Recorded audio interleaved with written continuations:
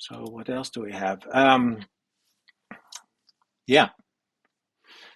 First of all, welcome, and I'm going to ask a little bit like who is here, um, um, and if you have been through this slide, then you have seen that there's a lot of things that we should talk about today. Let me bring down. Let me stop the presentation a little bit, and now you are on the screen. So Christian, hi. Rainer, hi. Tom, André, hi. Erling, nice. And then we have M, Matthias, if I'm correct. Yes. Do you want to say hi? Because we have talked at least. Yeah. You're going to talk later on. So Okay. we have a section for you, but would you just like to say hi? Who are you? Yes. Hi. Yes. Yeah, I talked with Fred last week or so, I think.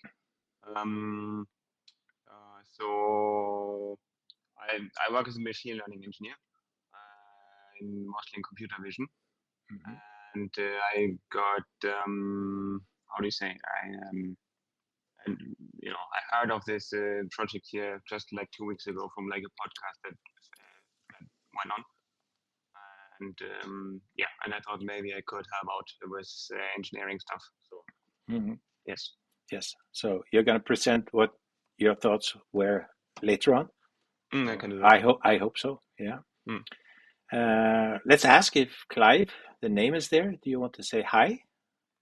And wait. Oh, by the way, before we go to Clive, Matthias, where are you from? And you're not Norwegian.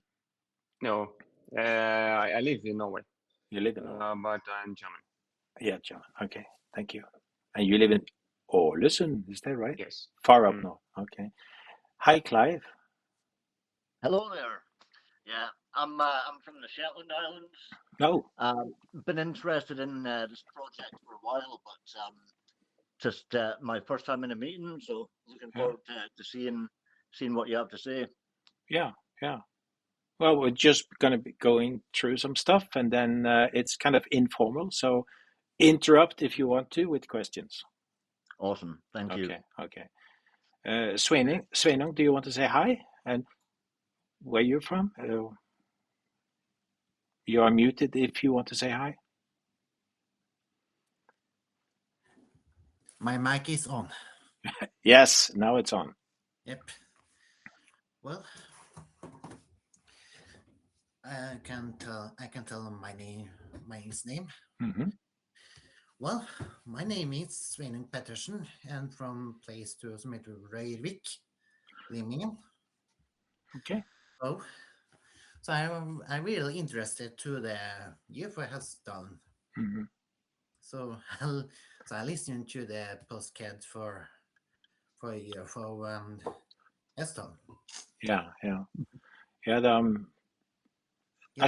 Nice to hear you. Okay. Erik Røe, I'm just going to go fast now. So Erik Røe is also a member. So I'm just going to say hi. Because the members, you can actually go to the site and you can click on the member icon and you can at least see their name. And some people have written some more. But Erik, I guess you're going to talk. Maiken, where are you from? If I may ask. Oh, hello. Hi. Hi, I'm from Trondheim, here in Norway. Yeah, we talked on the phone, right? Yeah. Yes. Nice. Yes. Let's say so. I'm going to comment that I had 2 calls, and you are one of the calls. Yeah. And you have been talking to Erik before, right? Yeah, that's right. Yeah. Have you seen his face before? Erik? Erik's face, yes. Yeah, I think so. Yeah. Okay. Seen you on Facebook. Oh, okay. Not in live. Okay. Yeah. So Tanya is also a member, and then from Germany, and then Gino or Supermo.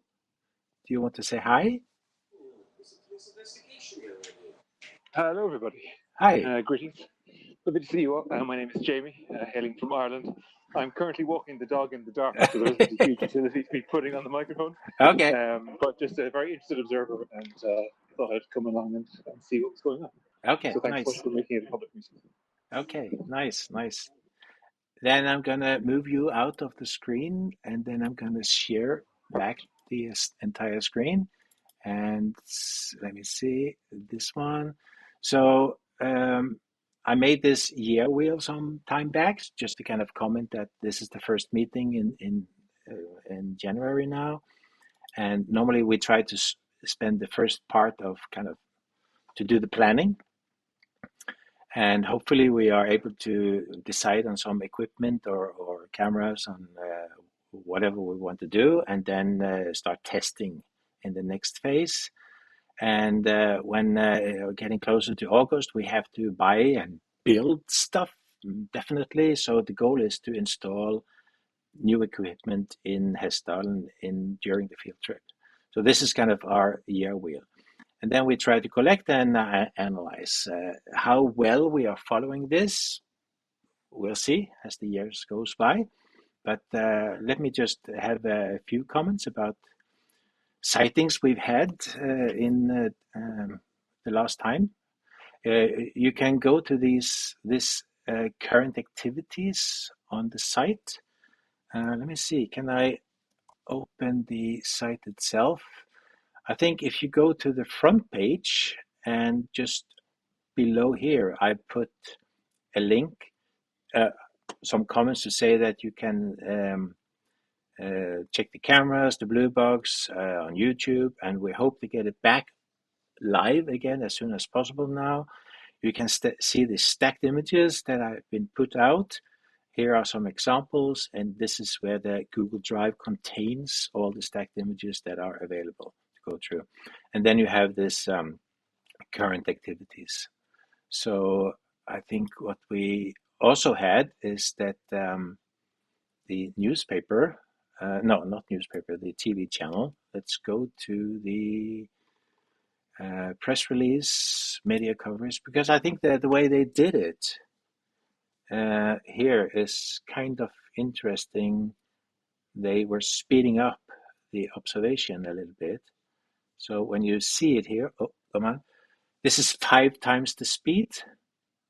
So it's easier to follow the light. And then you see here, it goes like that, and then it goes up and over like this. So all the details about this is on the, not on the press coverage, but on the recent findings page, where we have discussed a little bit, could it be a drone, car, and so on, pro and con. And this is the video exactly as it was taken.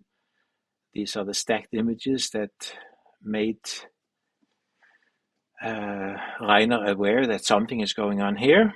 And this is my little analysis of like, this is where it started, and you can see there are houses next to it. And I know that these houses are 2 kilometers from the blue box.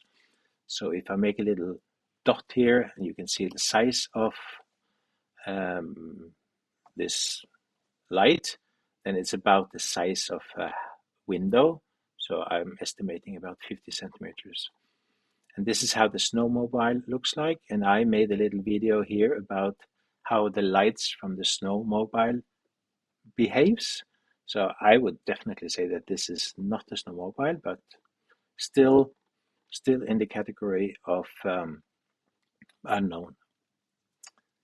So, and this is the reason why I got 2 phone calls, and one of them was from Maiken, and another one. And let me just comment that I normally put these observations, and I'm not quite sure where I made a link to that, because I know I've been moving over to a new site. So I'd like to show you that I have like shared drives, public drive, and we have observations. I'll make this more available.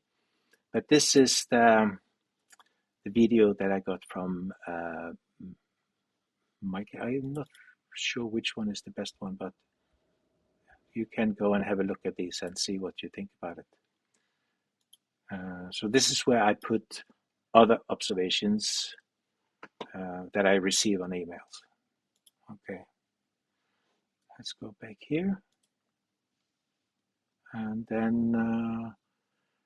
then I just want to give a short comment on the UAP Summit because we are preparing for that. And now I'm hoping that Rainer might say some words. Well, so yeah, we have been invited to give a very short talk at this UAP Summit. Yeah, it's conference, workshop. I don't know what it exactly is called.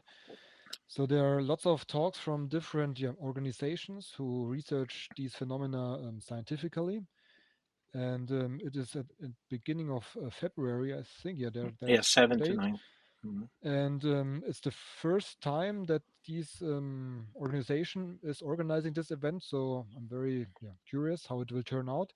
We will present basically what we are doing in Hessdalen, show the unexplained sightings we have to date, and then listen to all the other talks, because I think they're also a little bit focused on collaboration, so that not every organization has to invent the wheel again. So hopefully there is something that we can, a system that we can all use. So I'm quite interested to hear what this is going to be. Yeah, I think there was about 20 speakers, and some of them have been in this game for, or at least one of them, for more than 50 years. But many are kind of new people in the game, which is interesting in itself. Also want to say that we have received a discount code. So if you want to join and listen in, then you can send me an email and I'll send you I've sent it to the team, but if anybody wants to have the discount code, do that. Erik, you also wanted to say something about this. Yeah, I know that I'm cooperating with Eamon Enspro. I think he is also going to talk on this UAP Summit. Some part of it is maybe our work, but mainly he's starting to be interested in the Hessdalen data,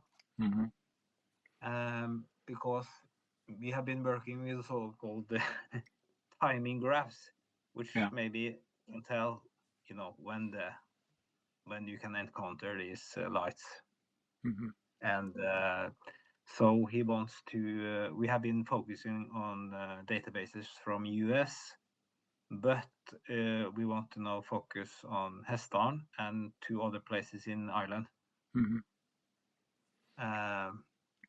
And then we are going to develop the model based on this data. So I've started to just fill in, or made AI to convert the text files from Erling, the old Hessdalen.org, and just make it in an Excel file so it's easier to analyze it.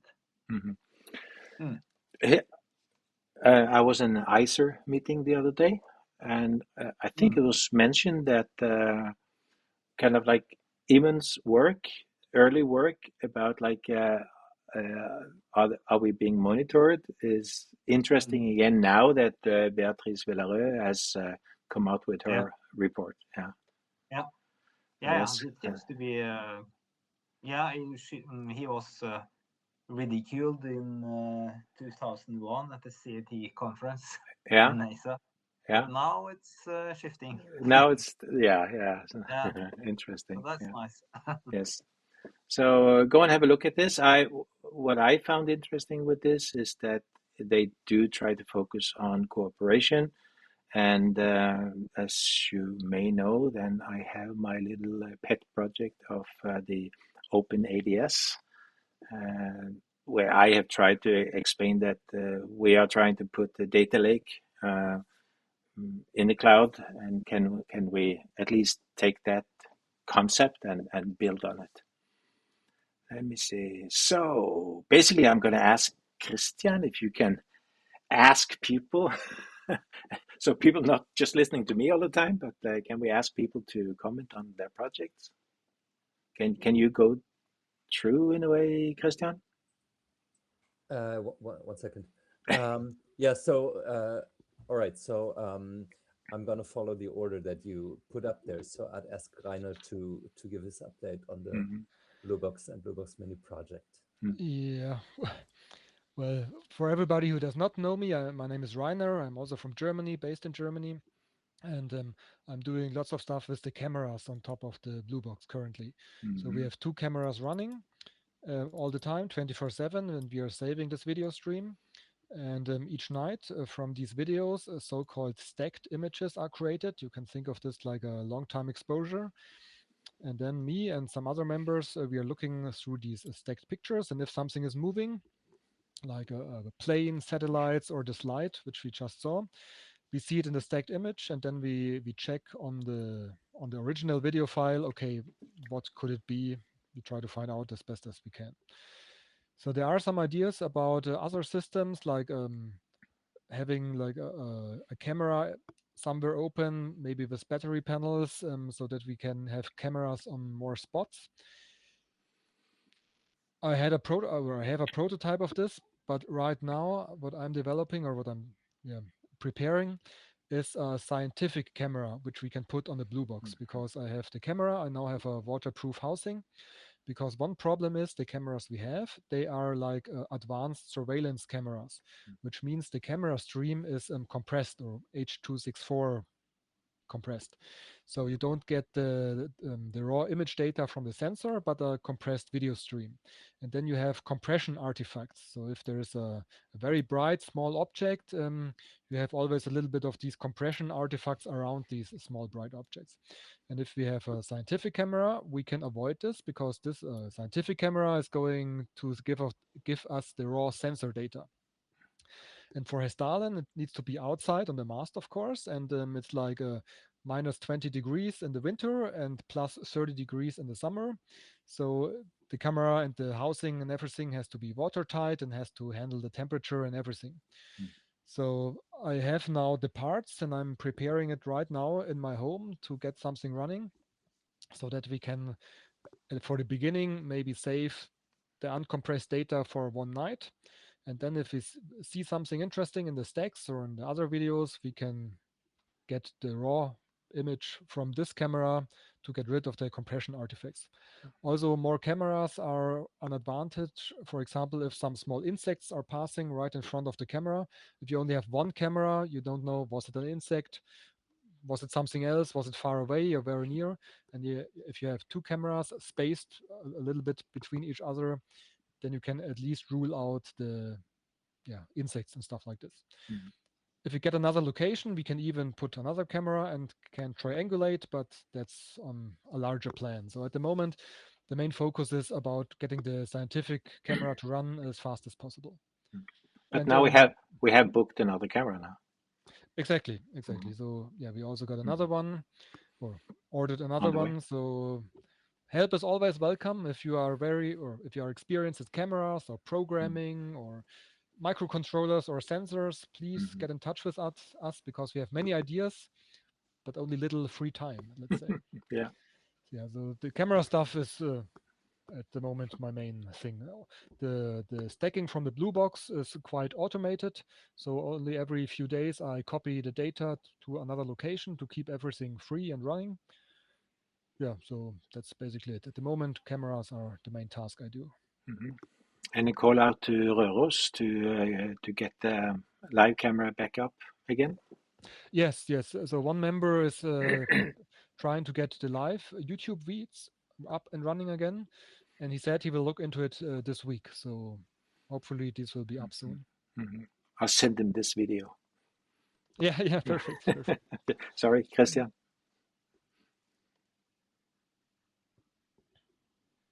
Are you finished, Rainer? Yes, that's more or less everything which I did. All right, so I'm gonna proceed to Marek's presentation. So Marek couldn't join us today, but he wrote me a mail, which I just opened like half an hour ago. So I didn't really have the time to prepare, but I'm just going to read that to you. He also sent me a PDF with graphs. I got that. He also sent it to Rainer. I'm not sure, Rainer, if it makes sense if you say some words about it, but first I'm just going to go through that mail and just read it to you. He wrote a nice summary. And so if you have any questions, anyone, please interrupt me. All right, so point one. The fact that airplanes are visible usually quite clearly in the radio heat maps indicates that some other objects in the air reflecting the radio signals, e.g. metallic surface, should be visible as a disturbance on the radio heat map. That's one of his conclusions. I'm reading his conclusions, by the way. So, and as I said, if you have questions, interrupt me. Conclusion 2. Locating the source of the signals requires upgrading the detector to a passive radar system. Unfortunately, I still don't have the time to build such a system at home for testing. Conclusion 3. The currently operating setup has not detected anything unusual in January that would also manifest itself in the video recordings. Conclusion 4. Some instances of radio signal disturbances have their representation in the video recording, but they involve rather mundane events, such as a person on a snowmobile traveling up a hill, a brightly lit vehicle on a southern hill interpreted as by us as a snowmobile. He says camera 2 screenshot included in the PDF file, so we can show that to you if you want to. Some meteorites and cars passing, visible depending on the radio wave propagation conditions at the time. And the only airborne object, not an aircraft, that appears at the moment of such a disturbance is possibly a satellite. Screenshot included in the PDF again. However, it is unlikely that reflections from satellites are detectable for such a system. Therefore, it may be false correlation, especially since such a signal disruptions are quite numerous. Any questions so far? Yeah, I have one. Yeah. Maybe it would be interesting if he says that he can detect snowmobiles. Yeah. And we have that that day with the snowmobile. It would be nice to know if there was also similar on the 25th of December when the light was there. I think. I will ask him about that. Just a small comment from me. So the project which we are talking about is like a passive radar. So a software-defined radio which can act as a passive radar. So the existing radio towers, for example, they reflect, for example, at a plane. And the idea is to detect stuff flying around or also in the valley with this radio waves. And I'm not at all an expert, so I roughly know this, what I just told you. But if you Google a little bit about passive radars and UAP detection, so there are quite some people in the US, for example, and also or in Germany who are trying to do exactly this. So, but I'm not an expert at all. So Marek is the expert on that.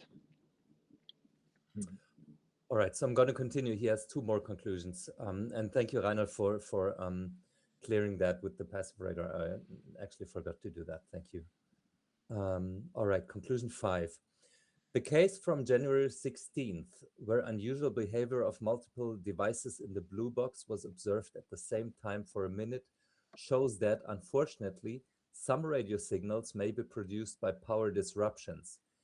This requires systematic investigation in the future. And conclusion 6, I'm focusing on nighttime, where theoretically no aircraft are flying in the area. During this time, signals resembling aircraft signals sometimes appear, but no aircraft are visible on flight radar or the cameras. And comparing examples shown in the PDF files in the screenshots. Some signals of unknown origin are relatively strong, so they likely may not be caused by interference from electrical devices. To identify the source of such signals, a passive radar consisting of at least 2 antennas in separate locations is required, and the current system can be considered as a preliminary step towards expansion. So those were Marek's notes regarding the passive radar.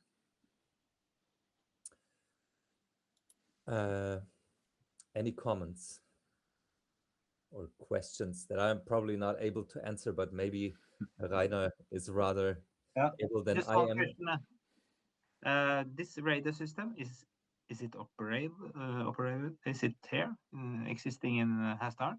Yes, yes. It's Yeah. so it's Where not is it located? on the blue box. Okay. It consists of an antenna, and it is just receiving radio waves. So it's not an active radar like it has been in the old times, just receiving, but used as a passive radar to try to detect stuff. These answers, are they available?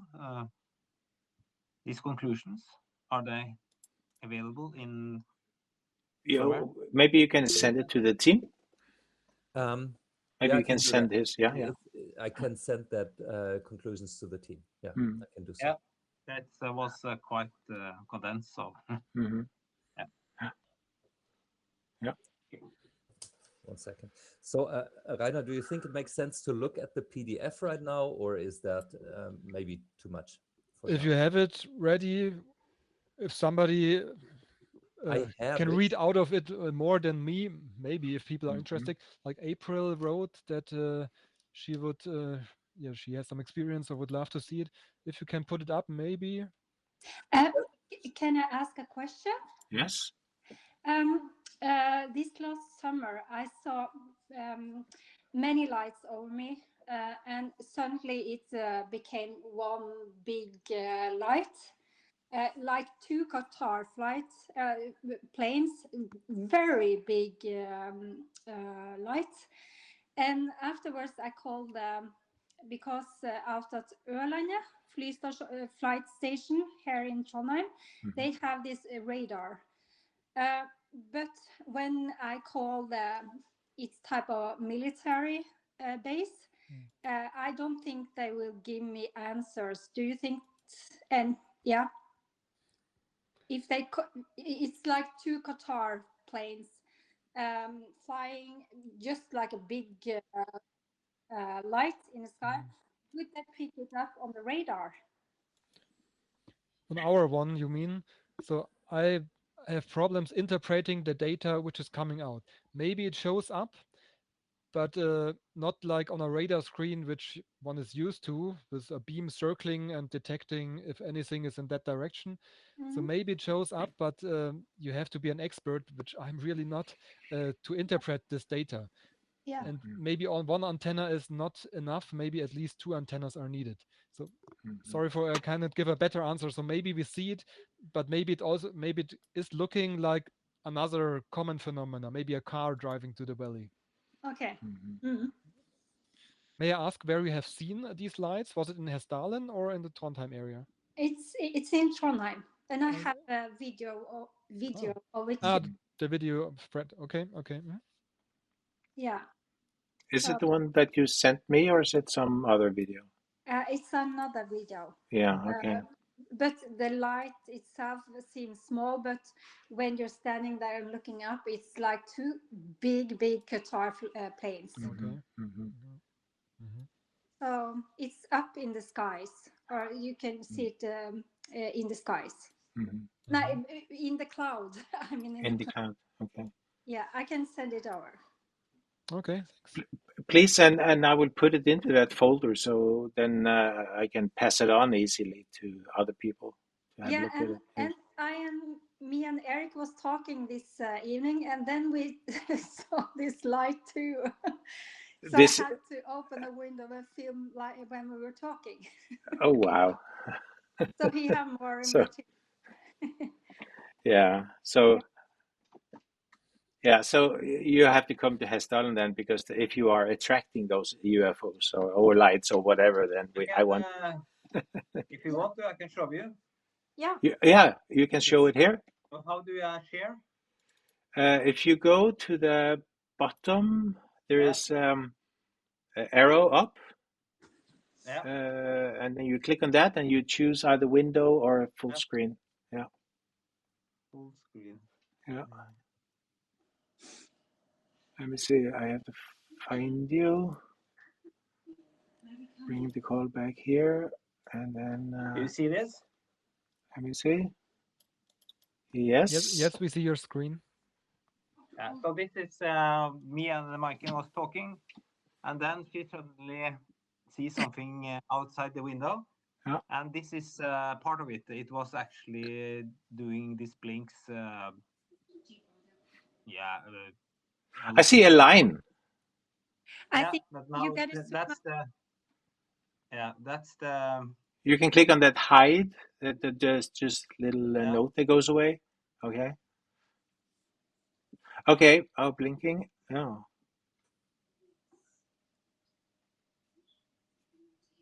It looks like the interval of an airplane. Does it Yeah, not? but we checked the flight radar. It was. Oh, okay. Okay. no planes. And then there are. It's in the same position all the time. Yes. Okay. Okay.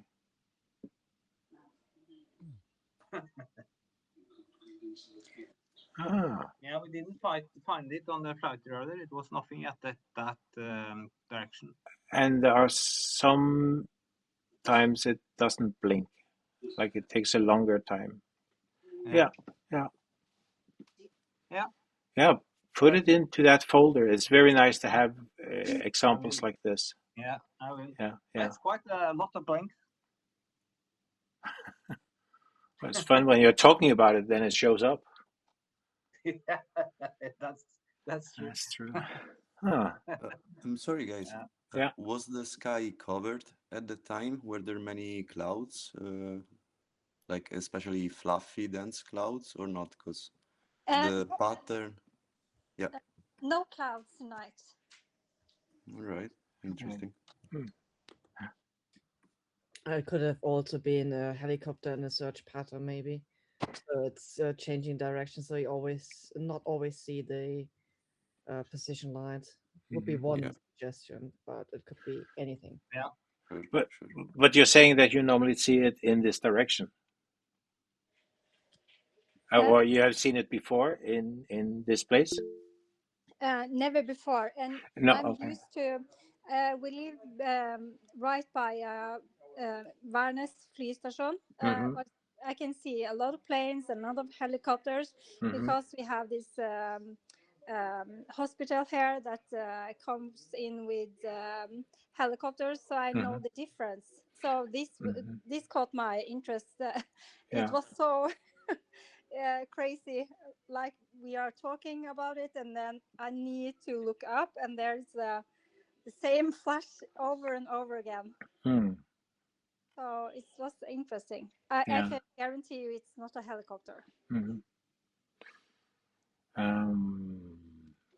Yeah, I can, but I will download it. Yeah, please do that. Tom André?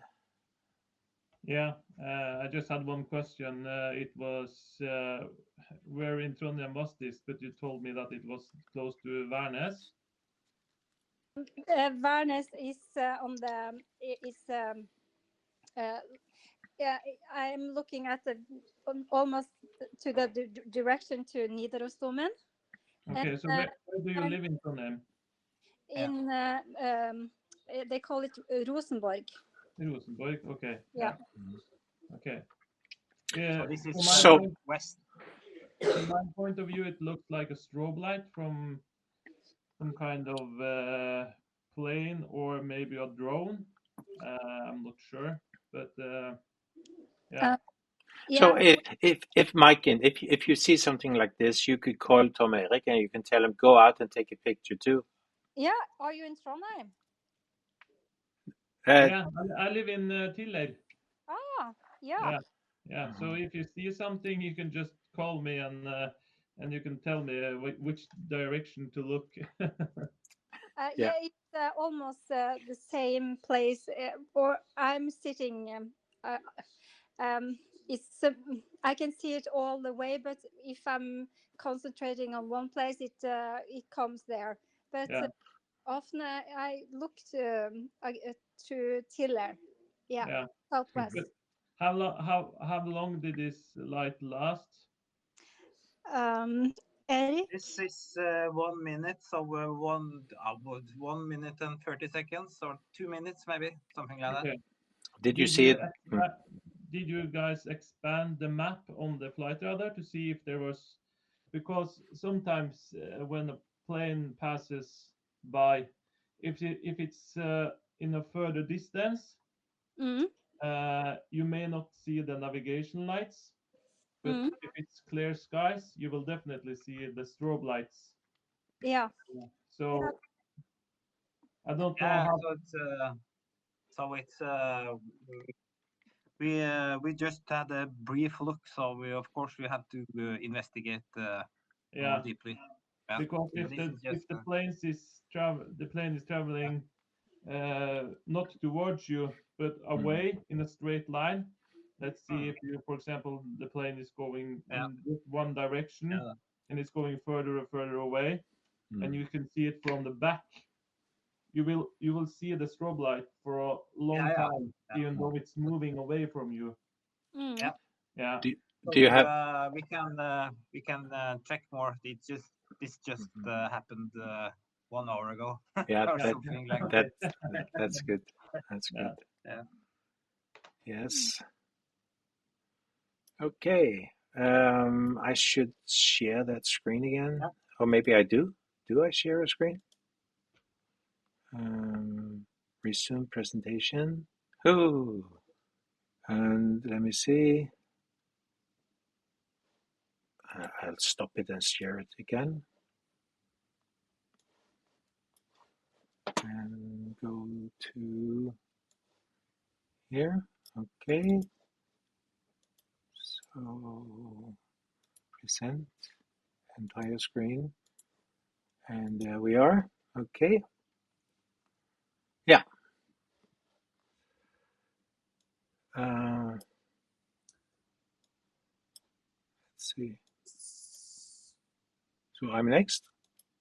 So do you still want to look at the PDF that Mark sent, or are we skipping that for now? I would say send it to the team. All right. I already sent it to you, but I'm going to send it to the team. Yeah, All yeah. right. I think that's a good way to do it. Yeah. Mm-hmm. All right. So Fred, then it's your turn. Yeah. Always working on the website, and I actually have had a lot of help from Olga and I've just not had the time to merge the changes that she has done. So it's very nice to have someone to help me now on developing the website. I am working on the article for the Raumfahrt. I wanted to include those new observations that we had. So, and now it will be in, I still have a month to do it, so that's good. Spotlight, that reminds me, if you look at my my picture now, I'm going to pin myself a little bit so you can see. No, you can't see me. I'm not sharing me. Yeah, you can see me here on this one. I have now these folders, these posters, I mean, finally. So, and on the page, you can go and choose the one you like. And I will actually send you, please, I would like to send you one with all the posters. And then you will get a number of, I think I said 20 of these cards. And 2 of these stickers will also be in this. If you promise to put up at least 2 posters somewhere. That's like a pinky promise. But if you give me the address, I'll send it to you.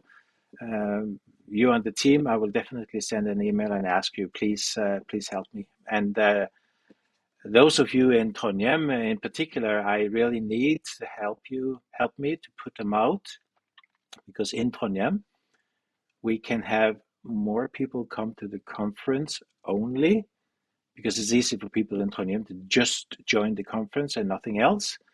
And they have poster polls, I think it's called, around in Trondheim. So you can put up these posters, but you basically have to go every week and put up a new one because it's layer by layer. Okay, so that's why I had the spotlight. Just want to comment that we have sent out an offer to the UFO cabin, because this is a perfect place to put out a camera, a little Blue Box Mini. So I've given some description as what we want to do. It's not surveillance, because we are hoping to create a system that will send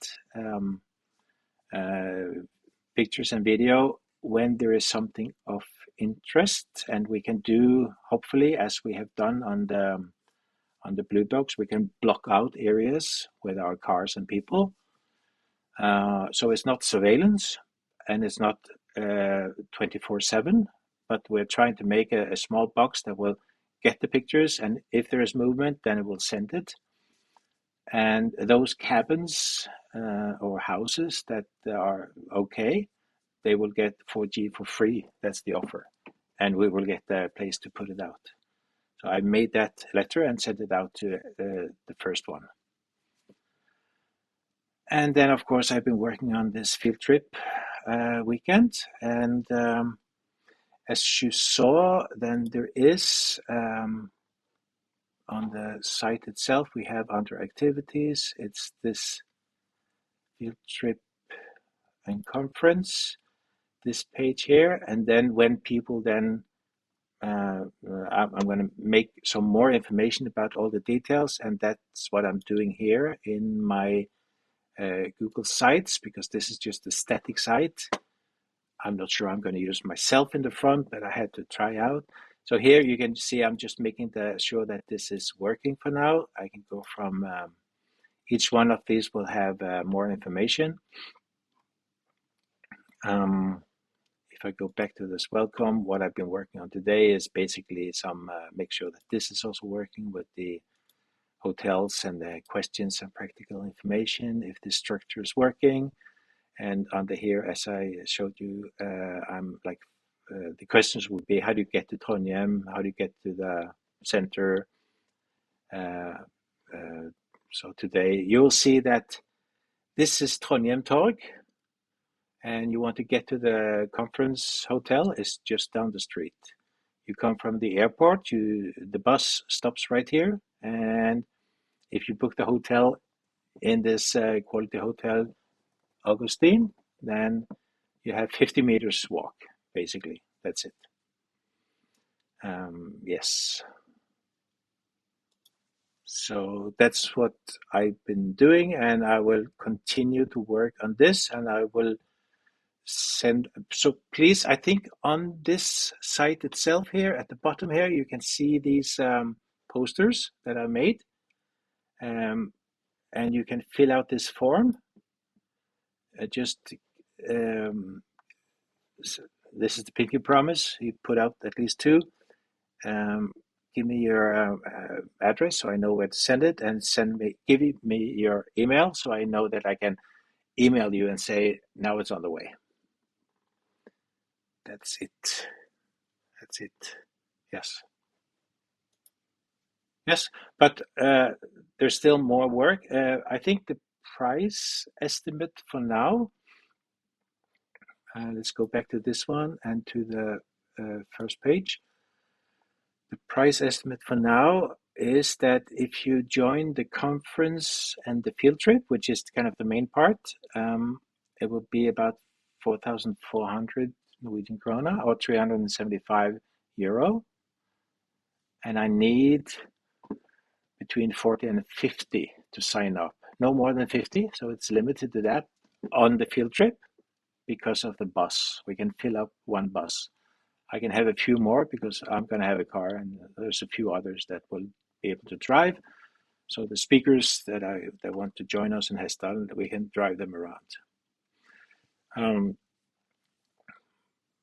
Because when when I went to the Seoul conference, I noticed that the best part was kind of the time you spent with the speakers during breakfast, lunch, and dinner, and the bar, and but it wasn't enough time.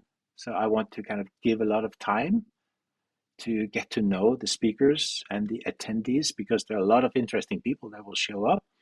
So my tourist in Trondheim is intentional. It's not only that if people come from all over the country or all over the world, but you also get to walk and talk, and you can discuss in detail with Rainer or Håkon or Francisco or whoever, or Erling, and yeah.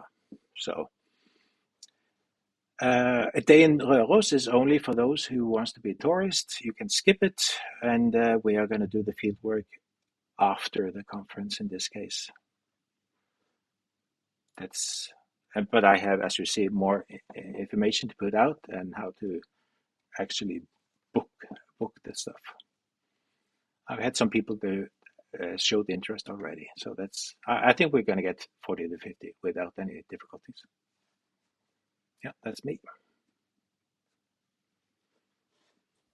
All right, thank you. So, Fred, if you're finished, then I would ask Tom André to say a few words about his project. Yes, do you hear me? Yes. So for the guys that don't know me, my name is Tom André. I'm from Trondheim, and I have been involved in Project Hesthallen for the 2 past years now, or something. I joined the field trip for the first time in September last year, and I got to know Fred and Rainer and Erling and a couple of other interesting guys. And after we had the field trip, I decided to go to Ledalen to locate the piece of marsh that was cut out with laser precision and lifted up and placed several meters away. That's a story from the early 1980s. There were some local hunters that discovered this piece of marsh, and with help from Jon Arvid Aspås, the local guy in Hesthallen that has seen this phenomena for about 40 years or something. He helped me with a map and showed me the exact location.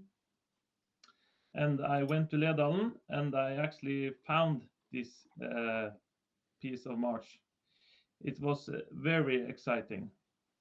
So after that, I have been speaking with Fred and Rainer and Erling and 2 guys called Mats and Matthias. And we have decided to have a field trip in July, where we will go back to Ledalen and we will try to take some samples, do some photos. We are bringing a metal detector and also a drone, and we want to do a little investigation by our own and see if we can find out something. Yeah, so that's I'm working a little bit with that and we are planning this trip. Mm-hmm.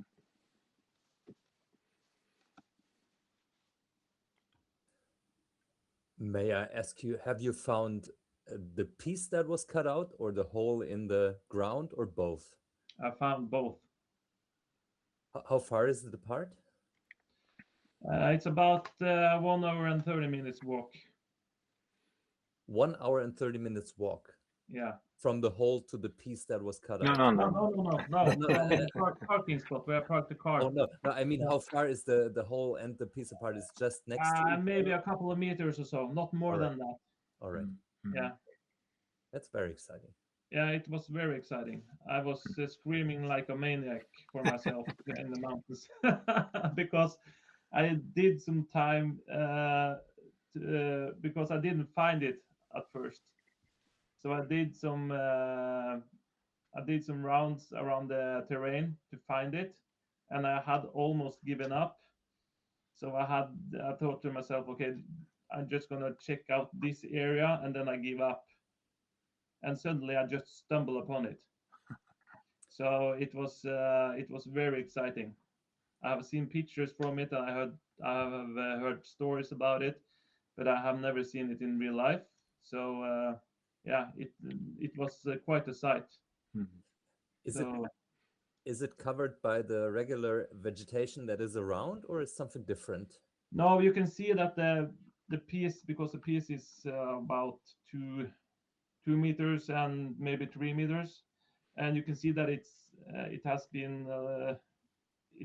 been soaking a little bit down in the terrain. Mm-hmm. But you can see the edge where it was cut out. It's very visible, and it actually looks like it was done yesterday. Wow. So yeah, it impressed me a lot.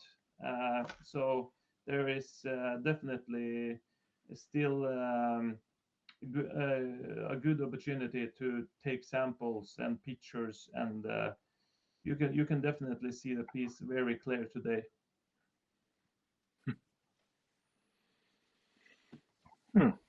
Yeah. All right.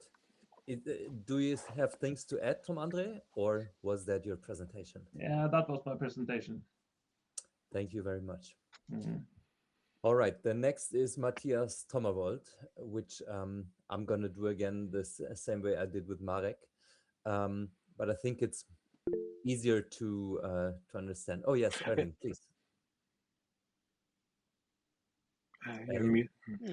Yes, maybe people want to see the picture of the spot you are talking about, Tom André. Maybe not everyone is aware of how it looked like from the beginning. Yeah, I can fix it later because I'm on. I have the picture already on my computer. Oh, you have it. Can you share? Yeah. Yeah, you know, I'm on a business trip now, so I'm using the computer for work. I can share. If Yeah, you can share. Yeah, of course. You see now, if I can manage. Let's see. And I can also add that there is no roads into this area. You have by no chance to bring a motorized vehicle. There were no signs of people using tools to lift it up. There was no signs of anything. Only this piece was lifting up, moved away, and laid down again. That's that makes it so exciting and interesting. And also, I can also add that in this area, there has been a lot of lights due to the past 40 years. So it's like what Jon Arvid told me. He was not surprised that there was something like this in this area. And I think. Okay. Well, yeah. we don't need. I am not not sharing correctly, so we can forget it. Oh, okay. And I will share again. Let me see, entire screen, and then go crazy. Let me see. Move this out. Yeah, so then back to Christian. All right, so maybe one thought, Erling, maybe you can send that picture around later to the team. That might be interesting. I've seen it at some point, but it's been a while, and maybe other people would like to see it. So after the meeting sometime, maybe you can, if you can do that, that might be interesting for everyone. Yeah. But all right, now I'm going to proceed to. Now I can share it. Oh yeah, so Okay. please do. You see it? Yeah. Let me see. Can you see it? Yeah. Okay. Can you see it? Yes. We can. Yes. Yeah, you see the piece, that front picture from 1983. So it was just after it has been seen. And we should actually dig into the other place where something like this has been reported. There is one up further north. That's the second case where this has been reported. I can't remember the name of that island. Do you? Andøya. Andøya, a famous place. And then it turned out that there's also another place in Hessdalen. I think the lady that was young at the time is now 88 years old, but she's still living in Hessdalen. So we should find her and ask, where is it? Maybe you can stumble upon that too. Yeah. Would be interesting. Yeah. It would be very interesting to take samples from this piece, which is still there, which Tom André, because it hasn't been done. Yeah, and we're going to use the Geiger counter from Tanya and all the equipment that we have, and kind of get to use the equipment. So it's not only to go there and do this, but also a good chance for us to kind of test out the different kind of equipment. Yep. Yes. Okay. Nice. Nice. Okay. Then.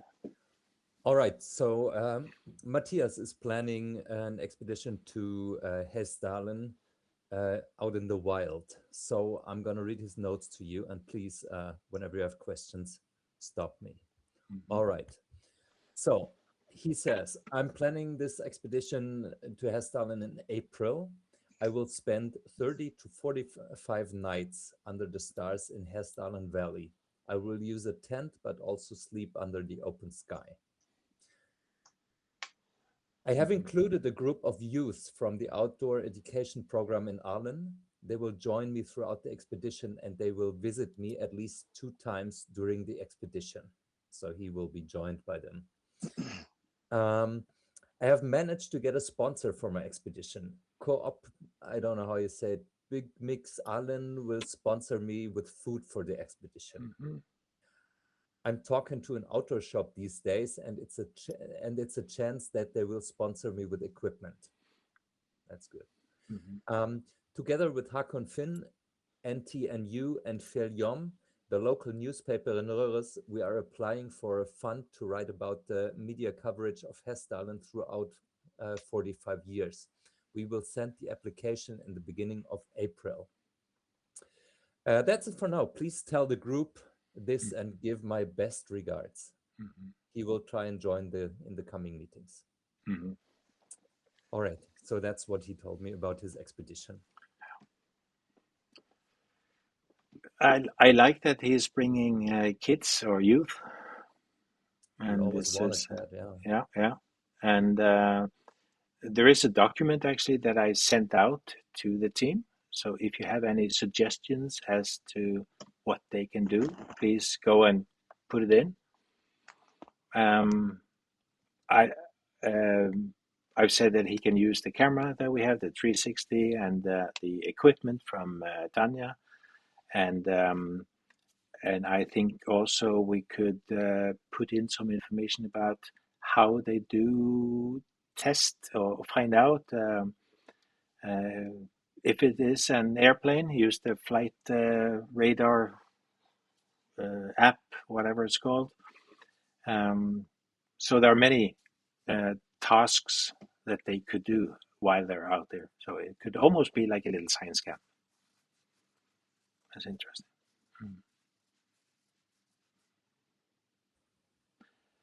All right. Yeah. Yeah. You haven't met Matthias, have you? Matthias No, with the 2 T's. I didn't talk to him, so I'm not quite aware what happens now. Is he here? Oh, yeah. It's you. All right. Yeah. So, do you want to give us your update? Yeah. So I mean, the talk that I had with Fred last week was mostly about plans, options to do automated analysis of the data captured by the blue box, ideally sort of real-time analysis, to, I guess, iterate upon the stacked images solution. And so my understanding was that there might be a plan to, at some point, also include an actuated camera, which is high resolution or high frame rate, which cannot be running the entire time because it needs to be so steered and it produces a lot of data. That is one thing that I gathered from the talk with Fred. I just, drafted a few rough concept ideas, and one of these would be how to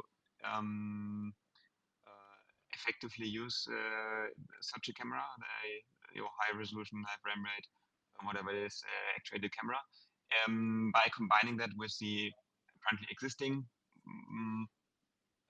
lower data rate cameras, which have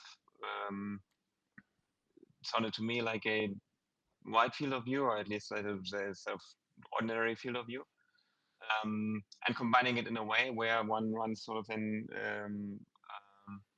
detection loop on these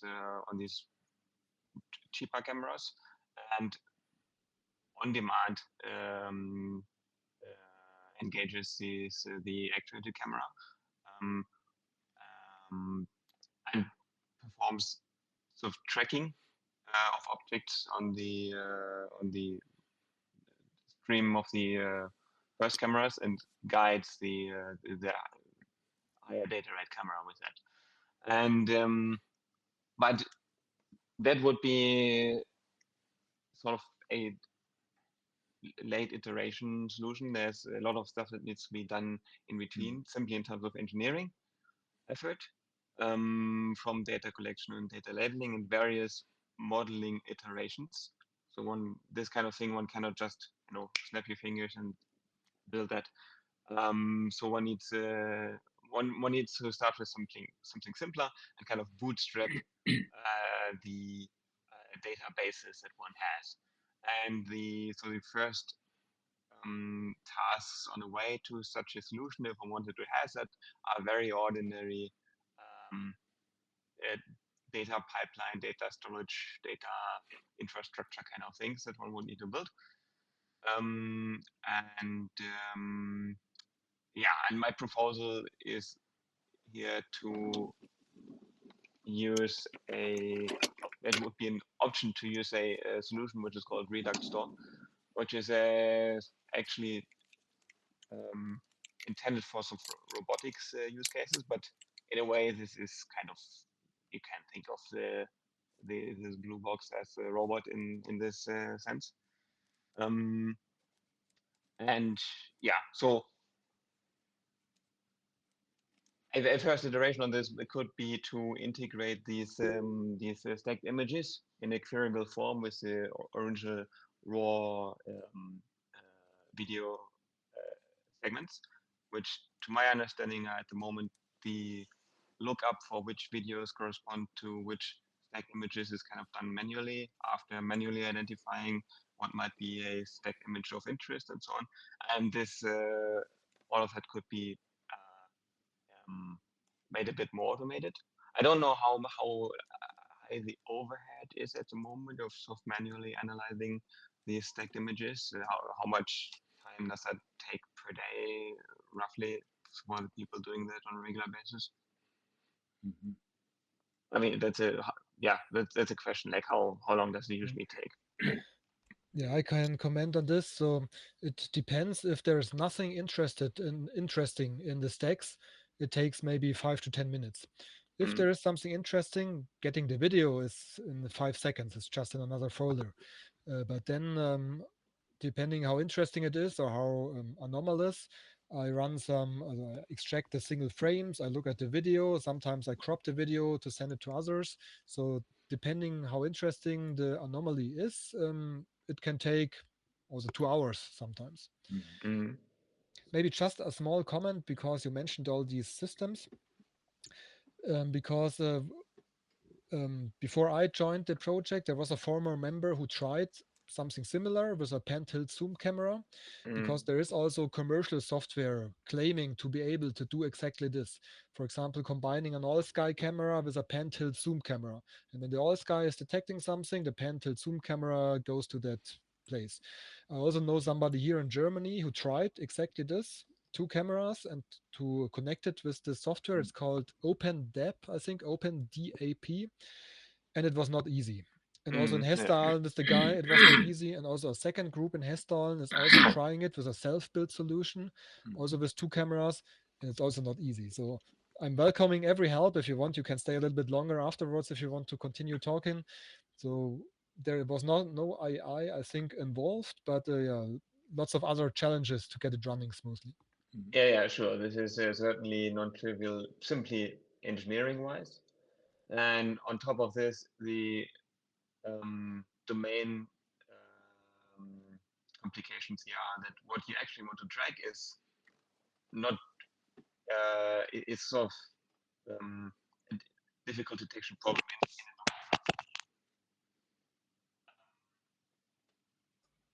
Losing you? Yeah, your audio is away. Okay, test. Very Far? bad.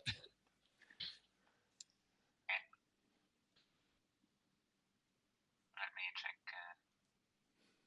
Is it better now? We can hear you if you speak loud. But you sound like you're in. Yeah, you sound like you're in Greenland or Iceland or something like that. Alaska. Okay, I don't know what happened. Yeah. Yeah, but I mean, I was mostly finished anyway. So. Okay.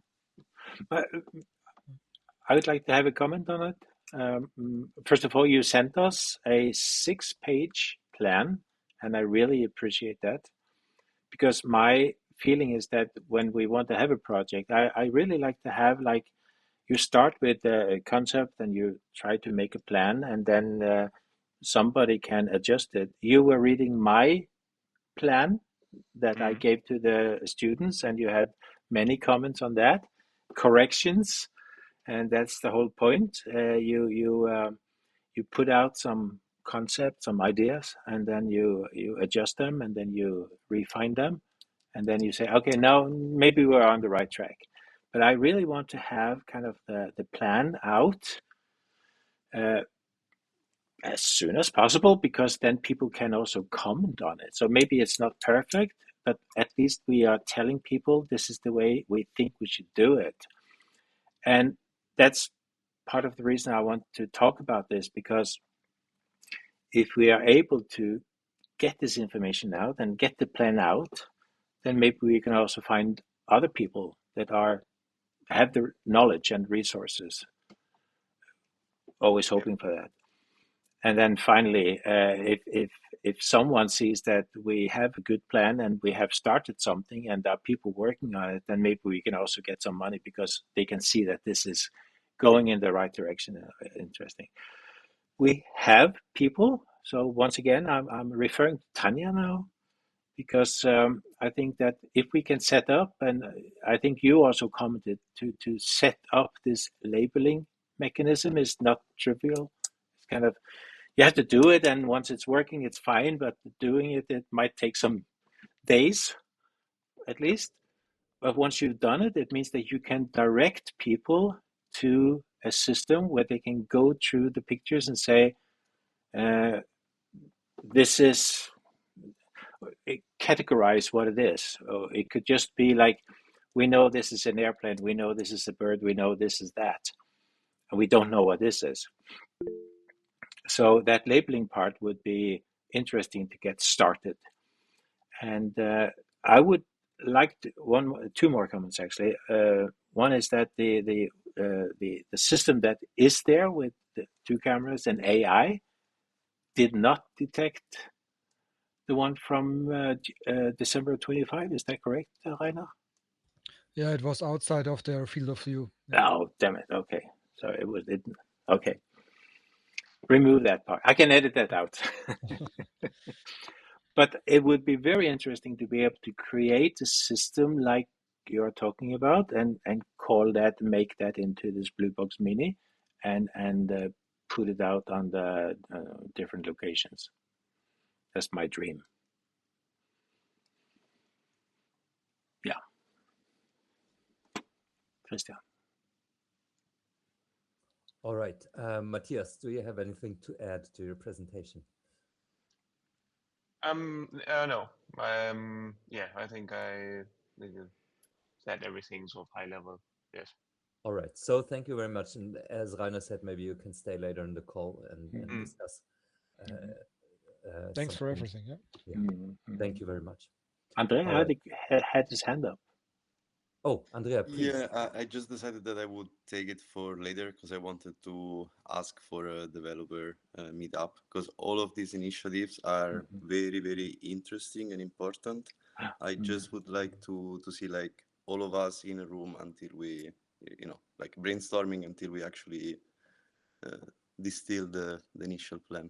Because all these things should communicate to each other, and that is the most important thing in the end. Definitely. Yes. Maybe you can stay as well a little bit longer afterwards, Andrea. Yeah, sure, I will. Great. All right, so that leads me to my project. So for those that are not aware, what I've been doing for the project in the last 12 months or so, or it's actually a little longer, I've mainly been contacting all kinds of people and organizations.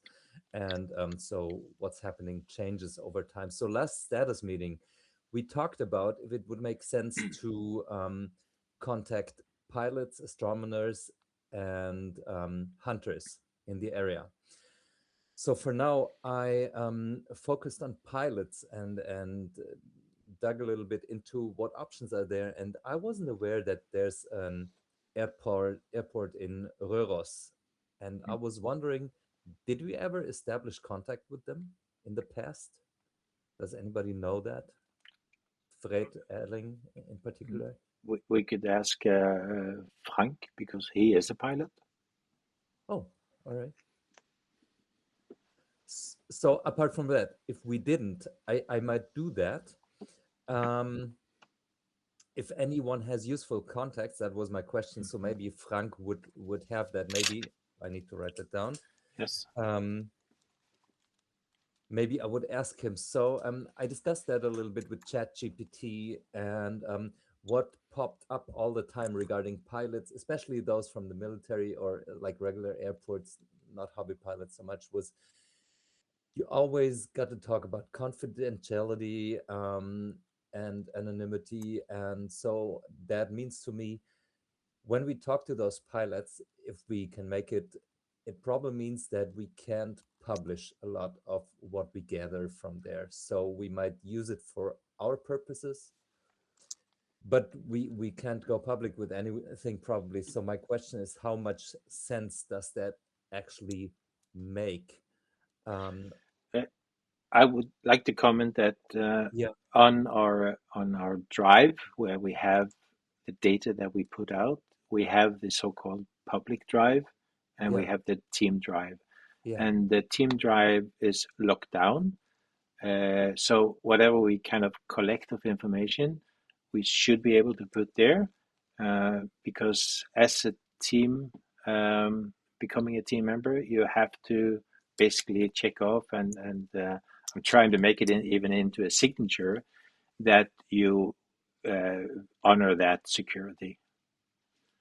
So like now, the cameras are still recording and Rainer is putting it to the team drive because now this the houses are open, but we don't show that openly into the public.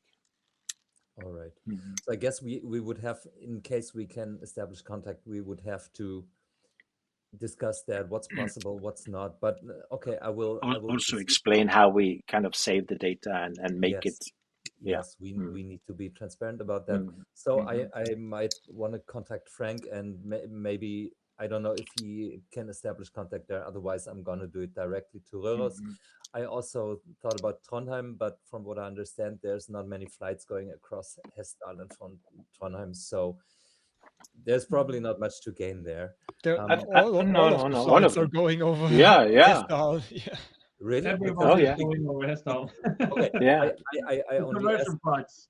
I was asking ChatGPT, so and it told me there are basically no flights going across Hessdalen. So that was wrong data, obviously. So all right, but I would probably start with Røros. For once, it's smaller and probably more approachable, and also it's very close to Hessdalen, so that seems to make sense to me. So that's about the pilots. The other thing is about. Oh, there's been yes, Erling, please. Yes, a comment about station airplanes. We had contact with the airport in Trondheim, Værnes Airport. Yeah. Whenever there was something, we could call them, the tower of the airport, and ask them if there was a plane or something. And they was answering us. In Røros is not any continuous. I don't think you will manage to get any much data from there. I would recommend that you contact the Værnes Airport because they have continuous coverage and so on, and map everything. So that's their comment. But I think some of this data or talking to the pilots will also be like historical. Have you seen anything? That was more my point. Observations by the pilots. Also, there was by ChatGPT the suggestion to contact veterans from military airports and stuff like that. But that seems to be a very tough thing. But we can see if we do that again. Yes, Tom Andre, please. I was just thinking about, is this for commercial flights or is it for private persons that has their own planes as well? Røros? Yeah. From what I understand, it's commercial flights. Okay. Because I guess that Røros have their own private club for smaller planes. Oh, that's true. The private people owns. And if they are doing a lot of flying in the area, it may be a good way to find out who they are, and maybe speak with them. I guess that they may be easier to talk with. Yeah. I was also thinking about flight schools and hobby pilots. I have to see what I can find there. So that obviously would be easier, because they don't have jobs to lose if they talk about things and stuff like that. So, Yes, Andrea, please. Yeah, I just wanted to add that maybe like when we're talking about helicopters or small planes, so low altitudes, we might map it better to the local area of Hessdalen. But when we're talking about commercial flights, so high altitudes, it wouldn't matter so much anymore, I suppose. So any pilot from Norwegian Airlines would be good. My supposition in this is that you would not have like a column, like a local column of space where the phenomenon is actually happening, but you have Hessdalen and other hotspots, and then you have the stratosphere that is much richer of this phenomena. If you've ever looked, I think we talked about this paper that came out last year about plasma life in the stratosphere and many reports by pilots. So yeah, I think at that point, anything coming from Norwegian pilots really would be good for the high altitudes. All right, that's a good point. All right, so I guess I'm gonna start at Røros, but I'm gonna see what else is available or where it leads me. Maybe I can make connections from there as well or have recommendations. I will have to figure that out and also ask Frank. Regarding other contacts, that's something I said recently already. So I think this year a lot happened regarding making connections because Rainer and Fred have been at the Sol conference. We've been invited to the UAP summit and several other things. So I think in terms of networking, a lot has happened in 25. Regarding YouTubers, there has not been as much, but also I'm wondering how relevant they are for us right now and how much capacity we would have to talk to them. But the one thing we do have is 2 new observations, which we discussed, the light and also the fluffy thing. I don't know how to call it, but that's also on the recent findings sites. And I was suggesting a while ago that once we feel confident about it, we might share that with some YouTubers that we already know. And I'm in particular thinking of Cosmic Road and Christina Gomez. Mm-hmm. And I just want to throw out that idea if you want me to contact them at some point to just show that footage, which might be useful for us in terms of first make people see it. Maybe we can gain some insight about it. And also, as always, we need more people. So it might help in that regard as well. So what do you think? I would like that the people we have been in contact with, we should give them an update about that latest. And we should also tell them about the conference that is coming. In September. Yeah. Mm-hmm. Yeah, that's so that means I can contact Jack and Christina, right? Mm-hmm. All right. So. Have they been involved before? Yeah, yes. We've been. If you go to the press, where is that? Where's my mouse? On the. But we had interviews with both of them. Yeah. Okay. Yeah.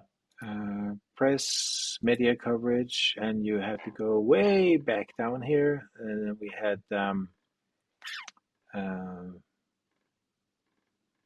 Christina Gomez here one day. Yeah. So we've been, Christina Gomez. So there's a whole lot of. Chris Lelo as well, of course. Yeah, I met him in Portugal. Oh yeah. Yeah, that was nice. Just to sit and have a coffee and talk for, 2-3 hours. Interesting, very interesting. And Clint, of course. So I can contact Alvin. Clint did a very helpful interview for us. Yeah, definitely. By the way, right. I'm going to ask you that later, Fred. All right. One thing I guess was there. Oh yeah. Fred, regarding the website, I'm going to tell you later. It's just a technical problem, so we don't need to take time for that now. Yeah. All right. So that is basically it from my side for now. Mm-hmm. Okay. So let me I think I have a few more slides. I just want to say that this is the camera that we bought. So you can go into this agenda or meeting notes to read about it. This is just translation a little bit about this 4G offer, just to remind us about this. We've seen this. And then I saw that the UAP Files podcast had a episode about a night vision camera, and I really got I want to buy one. So if you look at this, it's not too bad. I think I said 1,500. I think it's 2,100 or something like that. So it's not so expensive, if I'm correct. But it would really be fun to have something like this when we go out to Letang. This one I have commented. This is the price, and that's it. A short little reminder that the numbers I checked on Monday, so we've lost one paying member, so we're only 37. So please invite people to the site, invite people to be paying members, because this is the only income we have for now. to pay for our cameras and stuff like that. Of course, the conference is, as before, trying to make it as cheap as possible, basically, just trying to pay for the speakers and air flight and hotel for the speakers and stuff like that, and transportation for them. So, but apart from that, we're not really trying to use the conference as a way to earn a lot of money. If we, that's for Tanya. I saw her message. If we get 40 people, we'll earn nothing. So if we get 50 people, we'll earn a little bit, but not much, like some 10, 20,000 or something like that. So it's not really, I don't want the conference to be just for the money. I want it to be so that we can get as many as possible. That's my main goal. Okay, but so the paying members is important. If you can invite anyone, please do that. Let me see what else. Discord members slowly moving up. YouTube subscribers to 4.3K. And newsletter, I've had a few more, and I think these are some people that are actually interested in the field tripping conference, because that's on the top of the page is that subscribe to the newsletter and you'll know more about it. But I will make a sign up form as soon as possible. And then you saw my posters, so please fill out that form and send me your address, and I'll send those to you. I think that's it. Okay, that's it. That's all I have. So, any questions or things you want to say at the end or discuss or anything? Do you hear me? Yeah. I have to go now because I'm on a business trip and I need to take some phone calls. Yes. Yeah. But I'll see you guys next time. Yes. Nice to see you. Okay. Yep. Bye-bye. Bye-bye. Bye-bye. And we are basically at the end, but it's just I'll leave it open if there are any questions from people, comments. April X showed up. I don't even know where you are from. Do you want to say hi?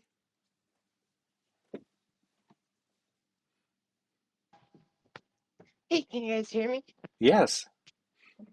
Hey, yeah, my name's April. I'm from Colorado in the US, and I'm very interested in the whole passive radar thing and the camera tracking thing.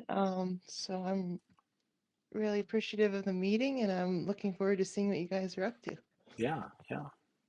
So now, if you didn't join from the beginning, then this has been recorded. I will stop it now, but you can go and look at the recording from the beginning if you want to, whatever. But nice Okay, to cool. have, yeah. I put out the recordings. It's nice to have like a easy way to do the recording of the meeting and what we've been talking about. Any other questions or comments? Sveinung, did you get to know something new? Yes, I like your meeting now. So I have questions. Yes. You can running the streaming camera on your YouTube channel. So I Yeah. can look from my computer. Yes, and they have been online for quite a while. We stopped it because I think maybe you want to comment on that, Rainer, why it was stopped? Yes. Yeah, when we were streaming, we blacked out some areas in the video stream because there are some houses where people live, and we don't want to spy on the people living there. They want to have their peace, and we are also not interested in them.